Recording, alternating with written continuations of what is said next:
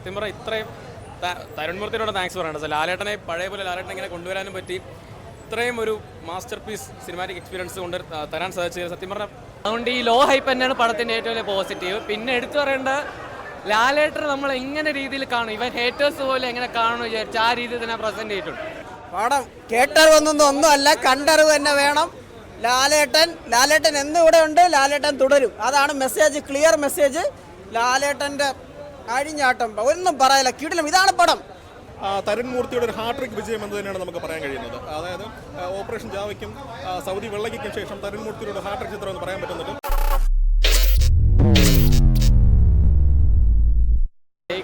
ആദ്യം പറയുന്ന തരുൺമൂർത്തിൻ്റെ marketing level തന്നെയാണ്. കാരണം ഈ പടത്തിന് ഈ ഹൈപ്പ് മതി. ഓവറായിട്ട് ഹൈപ്പ് കൊടുത്തിരുന്നെങ്കിൽ പല ആൾക്കാർ ഇവിടെ വന്ന് ഇപ്പം പോസിറ്റീവ് പറയണ നെഗറ്റീവ് റിവ്യൂ പറഞ്ഞു. അതുകൊണ്ട് ഈ ലോ ഹൈപ്പ് തന്നെയാണ് പടത്തിൻ്റെ ഏറ്റവും വലിയ പോസിറ്റീവ്. പിന്നെ എടുത്തു പറയേണ്ട ലാലേട്ടർ നമ്മൾ എങ്ങനെ രീതിയിൽ കാണും, ഇവൻ ഹേറ്റേഴ്സ് പോലെ എങ്ങനെ കാണുമെന്ന് വിചാരിച്ചു ആ രീതിയിൽ തന്നെ പ്രസന്റ് ചെയ്തിട്ടുണ്ട്. ഇവൻ ലാലേട്ടന് കൊടുത്ത കുറേ ട്രോളൊക്കെ പുള്ളിക്കാരൻ തന്നെ സെൽഫ് ട്രോള് ഭയങ്കരമായിട്ട് എൻജോയ് ചെയ്ത്. തിയേറ്ററിൽ നല്ലൊരു ഇതായിരുന്നു. പിന്നെ സെക്കൻഡ് ഹാഫ് എന്ന് പറയുമ്പോൾ എനിക്ക് തോന്നുന്നു തരുൺമൂർത്തി ഒരു പക്ക ഫാൻ ബോയ് ട്രീറ്റ് തന്നെ മോഹൻലാലിന് കൊടുത്തെന്ന് തോന്നി. അപ്പം ഇവൻ ഹേറ്റേഴ്സ് പോലെ അവിടെ ഇരുന്ന് കൈ അടിച്ചോണ്ടാണ് ഇരുന്നത്. ആ അങ്ങനെയുണ്ട്. അതാ പറഞ്ഞ ലൈക്ക് നമുക്ക് എങ്ങനെ കാണണോ അങ്ങനെ നല്ലോണം പ്രസന്റ് ചെയ്തിട്ടുണ്ട്. അത് തന്നെയാണ് മെയിൻ പോസിറ്റീവ്. പിന്നെ ലൈക്ക് നമുക്കറിയാം ലാലേട്ടൻ ആ ഒരു ചിരിച്ചും കളിച്ച് നിൽക്കുന്ന ഒരു ക്യാരക്ടർ എങ്ങനെ വന്നാൽ നമ്മളത് കണ്ടു, മലയാളികൾ അങ്ങനെ കണ്ടുകൊണ്ടിരിക്കും. അങ്ങനത്തെ ഒരു ടൈപ്പ് ക്യാരക്ടറാണ്. അത് ഗൂസ് ബംസ് ആയിരുന്നു. തിയേറ്റർ എല്ലാവരും എണീറ്റ് നിന്ന് കൈ. എനിക്ക് തോന്നുന്നത് ജയിലറിൽ ലാസ്റ്റ് ക്യാമിയോ ഉണ്ടല്ലോ, അതിനുശേഷം മോഹൻലാലിൻ്റെ ഒരു സീൻ എല്ലാവരും എണീറ്റ് നിന്ന് കൈ അടിച്ചിട്ടുണ്ടെങ്കിൽ ആ സീൻ തന്നെയാണ്. അതായത് വേറെ ലെവലായിട്ടായിരുന്നു കേട്ടോ, പറയാണ്ടിരിക്കാൻ വയ്യ. ആക്ച്വലി ഹെലികോപ്റ്ററും മറ്റേതൊക്കെ ഒന്ന് നമ്പരം വന്നത്, പക്ഷെ അതിനെയും കാട്ടി കിട്ടുന്ന സ്പ്ലെൻഡർ വന്ന ഒരു പടം നാടൻ ലുക്കിലാണ്. അതാണ് കുറച്ചും കൂടെ ബെറ്റർ ആയിട്ട് എനിക്ക് തോന്നിയത്. അല്ല ഈ പടം എന്തായാലും ഇതിന്റെ ബട്ടർഫ്ലൈ എഫക്ട് എന്തായാലും ബാക്കിയുള്ള പടത്തിനും കിട്ടും. അതുകൊണ്ട് കുഴപ്പമില്ല. അടിപൊളി പടം, പക്കാ ഫാൻ ബോയ് പടം. അത് എല്ലാ എലിമെന്റ്സും ഉണ്ട്. ഇപ്പൊ നമുക്ക് ഫാമിലി ഉണ്ടെങ്കിൽ ഫാമിലി, അതേപോലെ എല്ലാ എലിമെന്റ്സും നമുക്ക്. അല്ല അത് അത് പുള്ളി തന്നെ പുള്ളിൻ്റെ ഡയലോഗ്സ് ആണെങ്കിലും പുള്ളിനെ ഇപ്പൊ ട്രോളുകൾ വരുന്നുണ്ടല്ലോ, അതെല്ലാം പുള്ളി തന്നെ പറഞ്ഞു രസകരമായിട്ട് എടുത്തു വെച്ചിട്ടുണ്ട്. ഒരു പക്ക എന്താ പറയുക, നമുക്ക് എല്ലാവർക്കും വന്നിരുന്ന് കാണാൻ പറ്റുന്നൊരു അടിപൊളി സാധനം. സത്യം. കാരണം നമ്മൾ പൊതുവേ മീശ പിരിച്ച ലാലേട്ടനെ പോലെ തന്നെ മീശ താഴ്ത്തിയ ഒരു കോമൺ മാൻ, അങ്ങനെ ഒരു ലാലേട്ടൻ നമ്മളെല്ലാവരും. അതെ, നിങ്ങൾ മീശയും പിരിച്ച് മുണ്ടും മടക്കി കുത്തി ഇറങ്ങിയെന്ന് പറയുന്നുണ്ട്. പക്ഷേ അതേപോലെ തന്നെ ഒരു കോമൺ മാനായിട്ട് കാണാൻ നമുക്ക് എല്ലാവർക്കും ഇഷ്ടമല്ലേ. അത് നന്നായിട്ട് എടുത്തു വെച്ചിട്ടുണ്ടല്ലോ. അടിപൊളി പടം, അതും കൊള്ളാം, നന്നായിട്ടുണ്ടായിരുന്നു. ആ പഴയ നാടോടിക്കാറ്റിലൊക്കെ സീനൊക്കെ ഉണ്ടല്ലോ, അതൊക്കെ റീക്രിയേറ്റ് ചെയ്തിട്ടുണ്ട്. നന്നായിട്ടുണ്ട്. അയ്യോ വില്ലൻ ഇജാതി പെർഫോമൻസ്, ഒരു സൈക്കോ ലെവൽ പെർഫോമൻസ് ആണ്. അതിനൊക്കെ എന്താ പറയുക, കാണുമ്പോൾ തുടക്കം നമുക്കൊന്നും തോന്നൂല, പക്ഷേ അല്ല വന്നവൻ്റെ പെർഫോമൻസ്. കാരണം ലാലേട്ടൻ്റെ മുമ്പിൽ ഒരു വില്ലനിസം കാണിക്കണം എന്നുണ്ടെങ്കിൽ അവൻ അത്രയും അവൻ്റെ ഒരു അഭിനയം അല്ല, ആ ഒരു വില്ലനിസം അവൻ നന്നായിട്ട് ചെയ്തിട്ടുണ്ട്. ലാസ്റ്റായപ്പോൾ നമുക്കൊരു സാറ്റിസ്ഫാക്ഷൻ കിട്ടി. അതുകൊണ്ട് ഞാൻ പറയുന്നില്ല എന്താന്നുള്ളത്. മോഹൻലാൽ തുടരും. മോഹൻലാൽ എവിടെയും പോയിട്ടില്ലല്ലോ, മോഹൻലാൽ ഇവിടെ തന്നെ ഉണ്ടല്ലോ, തുടരും എന്നുള്ള രീതിയിൽ പക്ക സാറ്റിസ്ഫൈഡ് ആണ്. ഈ എല്ലാവരും എമ്പുരാനിലെ ലാലേട്ടൻ എന്ന് പറയുന്ന താരത്തെ കൊണ്ടുവന്നു എന്ന് വെച്ചാൽ എസ്റ്റാബ്ലിഷ് ചെയ്ത് പറയുന്നുണ്ട്. നമ്മൾ മലയാളികൾക്ക് കൂടുതൽ കാണേണ്ടത് ഇത് സാധാരണക്കാരനായിട്ടുള്ള ഒരു നടന വിസ്മയത്തെയാണ് നമുക്ക് കാണാനുള്ളത്. അത് ഈ പടത്തിൽ നമുക്ക് കാണാൻ പറ്റി. ഭയങ്കര സാറ്റിസ്ഫൈഡ് ആണ്. സത്യം പറഞ്ഞാൽ ഇപ്പോഴും ഇമോഷണലി ആ സീൻസൊക്കെ മനസ്സിൽ വന്ന് കണ്ണ് നിറഞ്ഞുപോയി. അത്രയും കിടലും പെർഫോമൻസ് ആണ്. പിന്നെ ജോണറിൻ്റെ കാര്യം പറയുകയാണെങ്കിൽ ഞാൻ ഫാമിലി ഡ്രാമ എന്ന് തന്നെ പറയുന്നുള്ളൂ. അങ്ങനെ വിചാരിച്ചുള്ള ആൾക്കാർ കണ്ടാൽ മതി, അങ്ങനെ കണ്ടാൽ മതി, വേറെ ഒന്നും കൂടുതൽ പറയുന്നില്ല. അതിനേക്കാളും ഉപരിയാണ് സിനിമ. സമൂഹത്തിൽ ഇപ്പോൾ കുറേ കാലങ്ങളായിട്ട് നടന്നു വരുന്ന ഒരു വിഷയത്തിൽ തന്നെയാണ് ഇതിൽ പറഞ്ഞിട്ടുള്ളത്. അത്രയും ലാസ്റ്റ് എഴുതി കാണിക്കുന്നുണ്ട്. വളരെ മികച്ച സിനിമ. സത്യം പറഞ്ഞാൽ ഇത്രയും തരുൺമൂർത്തിയോട് താങ്ക്സ് പറയേണ്ടത്. ലാലേട്ടനെ പഴയ പോലെ ലാലേട്ടനെ ഇങ്ങനെ കൊണ്ടുവരാനും പറ്റി, ഇത്രയും ഒരു മാസ്റ്റർ പീസ് സിനിമാറ്റിക് എക്സ്പീരിയൻസ് കൊണ്ട് തരാൻ സാധിച്ചത് സത്യം പറഞ്ഞാൽ ഭയങ്കര കിടലം പടം, ഒരു രക്ഷയില്ല. അതൊരിക്കലും പറയുന്നില്ല. ഈ മലയാള സിനിമ തന്നെ ലാലേട്ടനെ ചരിഞ്ഞ തോളിലാണ്, നമുക്ക് എല്ലാവർക്കും അറിയാവുന്ന കാര്യമാണ്.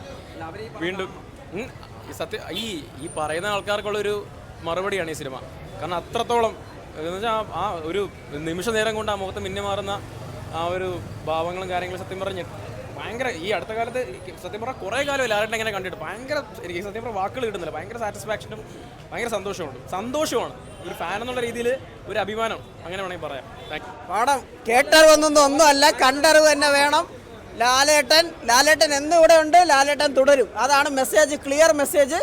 ലാലേട്ടൻ്റെ അഴിഞ്ഞാട്ടം ഒന്നും പറയില്ല, കിടിലം. ഇതാണ് പടം, മാസ്റ്റർ ക്ലാസ് പടം, മാസ്റ്റർ പീസ്. ഞാൻ ദൃശ്യം ലെവൽ എത്തിയോന്ന് ചോദിച്ചാൽ ഞാൻ ഇല്ലെന്ന് പറയും ക്ലൈമാക്സ് വെച്ച്. പക്ഷേ അപ് ടു ദാറ്റ് ലെവൽ എന്ന് വെച്ചാൽ ഫസ്റ്റ് ഹാഫും സെക്കൻഡ് ഹാഫും ഒരു മിനിറ്റ് പോലും ലാഗില്ല. തരുൺ മൂർത്തിയുടെ ബ്രില്യൻസ്, ഒരു ഡയറക്ടറിൻ്റെ ലാലേട്ടനെ കിട്ടിയാൽ എന്ന ലാലേട്ടൻ എന്ന ആക്ടറിൻ്റെ മാക്സിമം പുറത്തെടുത്തിട്ടുണ്ട്. ലാലേട്ടൻ്റെ ഓരോ ബോഡി പാർട്ടും അനങ്ങാണ്.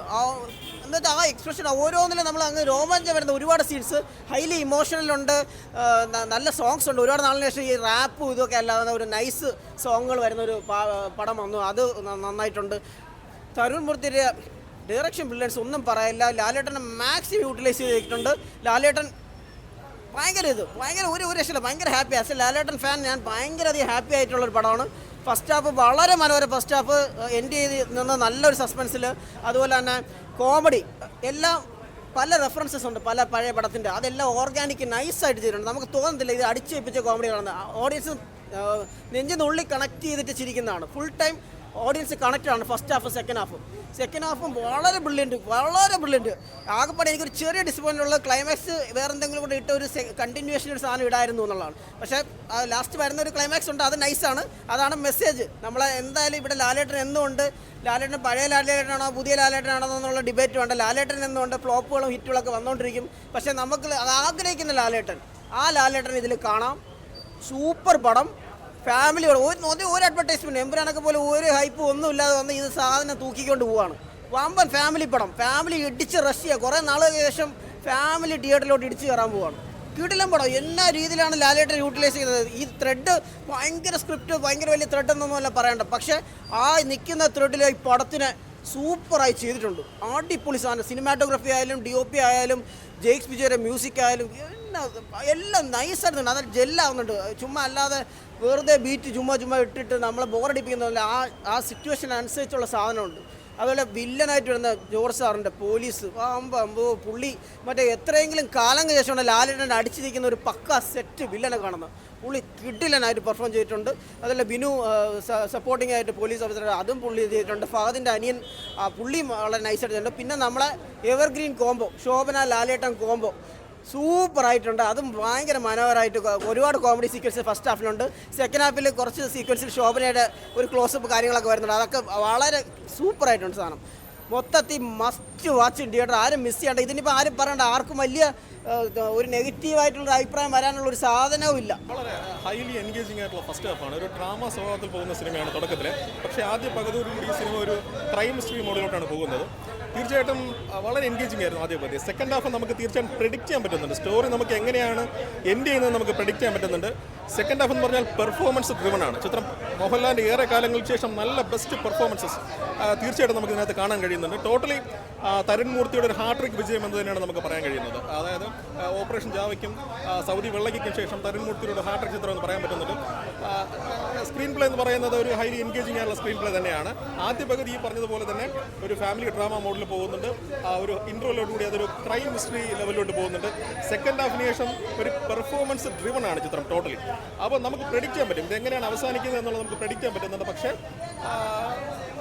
സിനിമ നല്ലൊരു ചിത്രം തന്നെയാണ്. തീർച്ചയായിട്ടും ഫാമിലിയായിട്ട് വന്ന് കാണാൻ പറ്റുന്ന ചിത്രം തന്നെയാണ്. ഒരു വിജയമായുള്ള എല്ലാ സാധ്യതയും കാണുന്നത്.